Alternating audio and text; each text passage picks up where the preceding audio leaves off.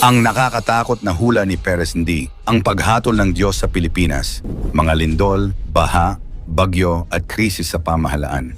Isang manghuhula ang muling umalingaw-ngaw si Perez hindi, isang kilalang pastor na tagapamahayag mula Africa na nagsabing may mensahe daw mula sa Diyos para mismo sa bayan ng Pilipinas. Tila may mga babalang nakakakilabot, mga hulang may kaugnayan sa politika, sakuna at kinabukasan ng bansa. Sinabi ni Andy na nakita niya sa pangitain ng isang kapistahan kung saan maraming tao ang nagtutulakan, humahawak at humahalik sa isang imahe.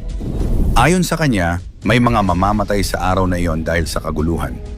Pang-10, ang paglitaw ng isang babaeng pinuno ng Pilipinas, "It is going to be a woman. I am very sure of the prophetic message the Lord has given me concerning Mrs. Sarah, but God has refused her from being president of the Philippines." Sabi ni Perez, hindi raw si Sara Duterte ang itinalaga ng Diyos bilang susunod na leader ng bansa. May ibang babae raw, isang piniling katulad ni Deborah ng huling panahon, ang nakatakdang mamuno sa taong 28. Ayon kay Perez, "I see a woman that God has chosen. She will be like a Deborah to the nation of the Philippines." Ang ibig sabihin nito, darating daw ang isang babaeng leader na may tapang at puso, hindi lamang para sa kapangyarihan kundi para sa hustisya at katotohanan. Pang-siyam, 3 babae ang maglalaban sa pagkapangulo. "I see in total 3 women that will be running for presidential elections, climbing a rope, battling." Inihula ni Perez na 3 babae ang maglalaban sa halalan. Ngunit isa lamang ang kalooban ng Diyos. Sa kanyang pangitain, makikita raw ang paghahati ng bayan sa pagpili kung sino ang tunay na may basbas ng langit. Ang laban na ito ayon sa kanya ay hindi lamang sa politika kundi sa pagitan ng kalooban ng Diyos at kagustuhan ng tao. Pang-8, ang pagkakamali ng bayan. If the Philippines make the mistake to choose Sarah or someone else who is not the will of God, you are going to miss it. Isang matinding babala ang binitiwan ni Perez. Kung pipiliin ng mga Pilipino ang hindi kalooban ng Diyos, mananatiling pareho ang problema ng bansa. Kahirapan, katiwalian at kawalan ng pagbabago. Pang-7, ang propesiya na maaaring magbago. Prophecies can change. God will not force you. Some prophecies can change, some cannot, paalala ni Perez. Ang propesiya ay hindi nakaukit sa bato. Kung magbago ang landas ng tao, maaari ring magbago ang plano ng Diyos. Ito'y nagsisilbing babala. Ang kinabukasan ng Pilipinas ay nakasalalay hindi lamang leader, kundi sa mga mamamayan mismo. Pang-6, ang pagpili sa may pangalang Maria. I see God's favor on that lady. Her name is Maria. She may not be your type, but God's hand is upon her. Bagaman hindi niya binanggit ang buong pangalan, sinabi ni Perez na isang babae na tinatawag sa pangalang Maria ang may pambihirang pabor ng Diyos. Ayon sa kanya, si Maria raw ay magiging pagpapala hindi lang sa Pilipinas kundi sa ibang bansa rin. Marami ang nagtanong kung sino ang tinutukoy niyang ito. Artista ba, politiko o isang bagong mukha sa larangan ng pamumuno? Hanggang ngayon, misteryo pa rin ito. Pang-5, ang babala ng mga baha. The reason there are a lot of floodings is because the infrastructure of your nation is poorly built. Hindi lamang politika ang binanggit ni Perez. Ayon sa kanya, bahagi ng babala ng Diyos ay ang paulit-ulit na baha na sumisira sa mga tahanan ng mga Pilipino. Anya, kailangang ayusin ng susunod na leader ang infrastruktura, mga kalsada, kanal at sistema ng tubig, upang hindi na muling lamunin ng baha ang ating mga lungsod. Kung hindi ito maisasaayos, magpapatuloy raw ang trahedya sa baha taon-taon. Pang-4, ang babala ng kaaway. The devil wants to bring his own person. The devil wants to cause confusion para kay Perez. Ang labanan sa politika ay hindi lang laban ng tao, kundi laban ng mabuti at masama. Ang sabi niya, ginagamit ng kaaway ang kasikatan at kasinungalingan upang malihis ang bayan sa tunay na kalooban ng Diyos. Dito nag-ugat ang kanyang panawagan. Manalangin bago bumoto. Pang-8, ang pagbangon ng ekonomiya. She will help reboost the economy of the Philippines. Isa raw sa layunin ng darating na pinunong babae ay ang muling pag-angat ng ekonomiya.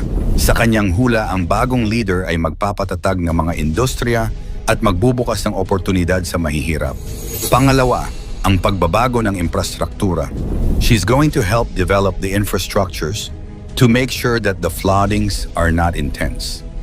Ayon kay Perez, bahagi ng misyon ng babaeng ito ay ayusin ang pundasyon ng bansa, literal at espiritual. Hindi lang mga kalsada at tulay, kundi pati moralidad ng mga mamamayan. Tila sinasabi ni Perez na ang tunay na pagbabago ay nagsisimula sa loob ng puso ng leader at ng taong pinamumunuan. At ang ating number 1, ang babala ng Diyos para sa bansa. If you choose the wrong one, nothing will change in the Philippines. Ito ang pinakamatindi at nakakakilabot na hula ni Perez hindi. Isang tuwirang babala. Kung pipiliin ng mga Pilipino ang hindi kalooban ng Diyos, mananatiling wasak ang sistema ng lipunan. Ang korupsyon, kalamidad, at kawalan ng direksyon. Maging totoo man o hindi ang mga nakita ni Perez hindi, tandaan natin na sa kataas-taasang Diyos lang tayo maniwala, hindi sa sino mang manghuhula. Ang nakakatakot na hula ni Perez hindi, ang paghatol ng Diyos sa Pilipinas. Sa gitna ng katahimikan ng gabi, isang tinig ang umalingaw-ngaw mula sa malayong bansa. Isang propetang banyaga, si Perez hindi, ang nagsabing nakatanggap siya ng mensahe mula sa Diyos. Isang mensaheng hindi basta-basta. Ayon sa kanya, ang Pilipinas ay kasalukuyang dumaraan sa paghuhukom ng Diyos. Ang dahilan? Because of idolatry, sabi niya. Masyado raw maraming Diyos-Diyosan at dahil dito dumarating ang mga kalamidad, lindol, apoy at pagbaha bilang babala ng langit. Pang-10 ang hatol ng Diyos dahil sa mga Diyos-Diyosan. And like I told you, that is why God is judging the Philippines right now. It's because of idolatry, matindi ang pahayag ni Perez. Ayon sa kanya, hindi na raw nagugustuhan ng Diyos ang labis na pagsamba sa mga imahe at rebulto. Hindi ito tungkol sa relihiyon, kundi sa puso ng mga tao na mas nagtitiwala sa bagay kaysa sa may lalang. Sabi niya, God is no more playing games. Pang-siyam, 2 lindol sa Cebu. Too much idol in Cebu. There's been 2 earthquakes in Cebu ayon kay Indy, 2 lindol na raw ang tumama sa Cebu bilang paalala. Ngunit hindi pa rito nagtatapos. May paparating pa raw na mga sakuna kung hindi magbabago ang mga tao. Binanggit pa niya na ang mga ito ay hindi simpleng natural na pangyayari, kundi bahagi ng mas malalim na spiritual shaking. Pang-8, sakuna sa Tacloban at sa Maynila. Another disaster is coming to Taloban City, then another one is coming to Manila. Binigyan din hindi ng babala ang Tacloban na malinaw niyang tinutukoy bilang Taloban City at Maynila. Sabi niya, magkakaroon daw ng sunog, tsunami at panibagong lindol sa Maynila. Fire and tsunami is coming to Manila. Another earthquake of magnitude 8. Nakakakilabot kung iisipin sapagkat ayon sa kanya, ang mga ito ay senyales ng pag-alis ng proteksyon ng Diyos dahil sa katigasan ng puso ng mga tao. Pang-7, pagyanig sa Davao. Another earthquake hit Davao the other day.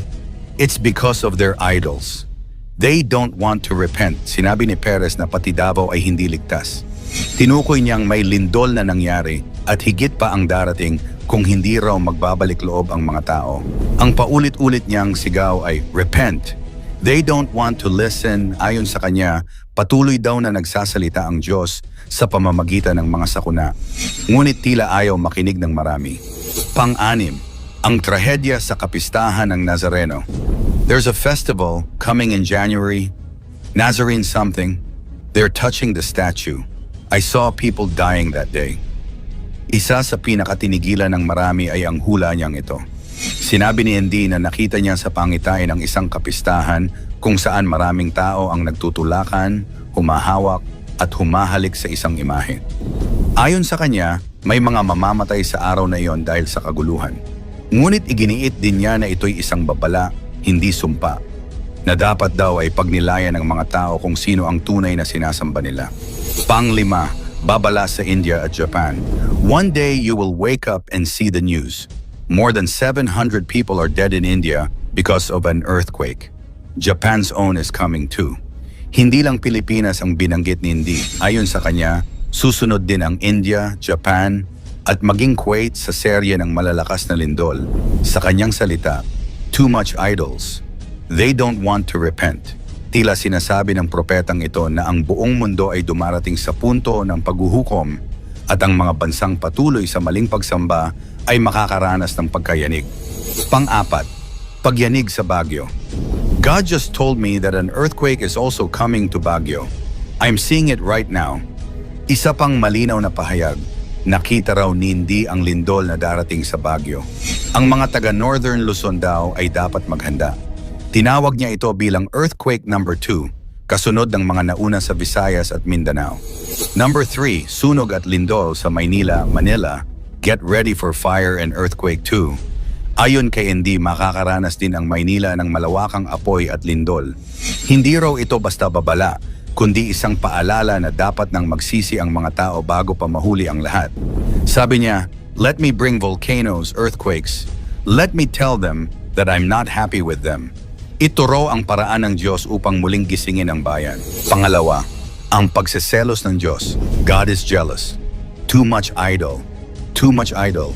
Madalas inuulit ni Indy ang katagang ito. Ayon sa kanya, ang Diyos ay mapanibughuin. Ibig sabihin, nais niya na siya lamang ang sambahin ng mga tao. Kapag napalitan ng rebulto o kayamanan ang sentro ng pananampalataya, dito raw nagsisimula ang puot ng langit. Ang mga kalamidad, yun sa kanya ay hindi basta parusa, kundi wake-up call para bumalik sa tunay na pananampalataya. At ang ating number 1, panawagan ng pagsisisi para sa bayan. Repent. They don't want to listen. Repent. They don't want to listen. Ito ang paulit-ulit na sigaw ni Perez Indy. Magsisi. Ang kanyang mensahe ay malinaw.